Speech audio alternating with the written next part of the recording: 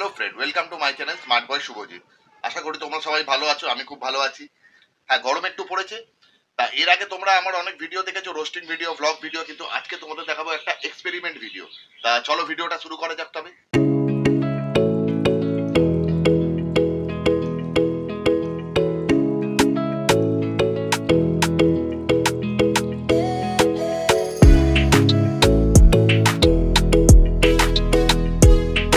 আজকে তারিখটা প্রথমে বলে রাখি, আজকে হচ্ছে 9 জুন, রবিবার।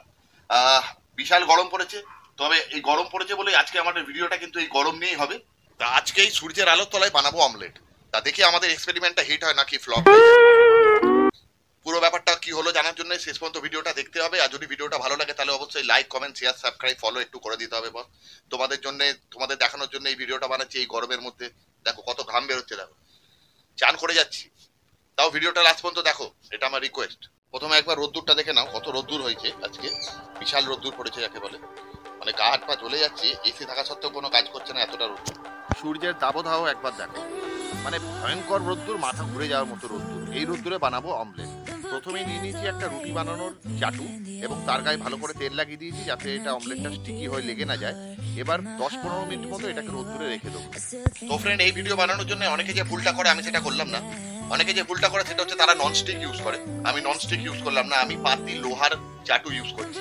কারণ ননস্টিক অনেক ধীরে এবং কম তাপ কনজিউম করে, আমরা প্রত্যেকেই জানি। কিন্তু লোহার চাটু তার কোনো লিমিট নেই, সে যত হিট পাবে তত সে কনজিউম করবে। তা আশা করি আমাদের অমলেটটা খুব ভালো হবে।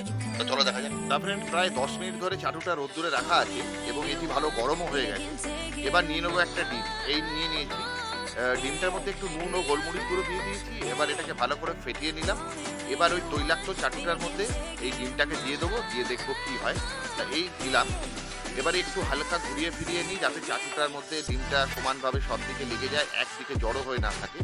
তা চলো একটু করে নিই। চাটুটা বিশাল গরম, একটু বাইরে পড়ে গেল। ভাই কি বলবো, বিশাল গরম যাকে বলে। মানে চাটুটা এত গরম হয়ে গেছে, মানে হাত পুড়ে যাচ্ছে, মনে হচ্ছে যেন হাত আমার আঙুলগুলো পুড়ে যাবে। তা যাই হোক, ডিমটা ভালো করে ছড়িয়ে ছিটিয়ে দিলাম। এবার আধ ঘন্টা মতো রোদ্দুরে রেখে দেবো, দেখি কি হয় লাস্ট পর্যন্ত। আশা করি ডিমটা আমার অমলেট হয়ে যাবে, আর যদি না হয়ে যায় তাহলে তো গেল। আর বাইরে এত গরম যে দাঁড়ানো যাচ্ছে না, মানে 1 সেকেন্ডের বেশি যদি তুমি রোদ্দুরে দাঁড়াও তোমার মাথা ঘুরে তুমি পড়ে যাবে লিটারেলি। তা যাই হোক, আমরা তো এখন ডিমটা করতে দিয়েছি, দেখি এরপরে কি হয়।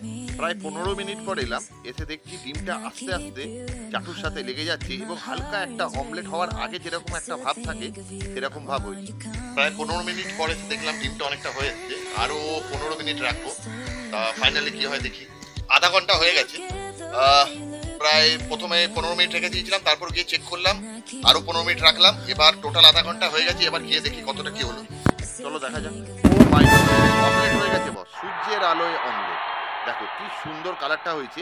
সেই লাল লাল ব্যাপারটা আসেনি, কেন এ তো আর গ্যাসে ভাজা নয়, সূর্যের আলোয় বানানো। কিন্তু মানে চাটুর সাথে সেটে গেছে অমলেট।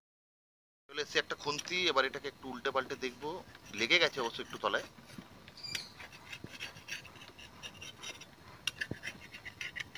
তাও অনেকটা হয়ে গেছে ফ্রেন্ড, যেমন তোমরা দেখতে পাচ্ছ অনেকটাই হয়ে। ফাইনালি এইটা দাঁড়িয়েছে, এই অমলেট হয়ে গেছে আমার। তা ফ্রেন্ড, অমলেটটা এতটা হয়ে গেছে, মানে 90% মতো হয়ে গেছে।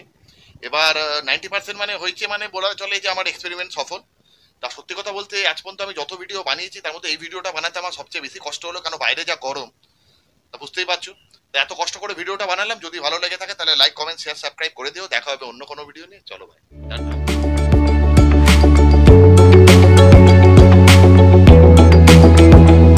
এবারে ডিমটা নিয়ে কি করি।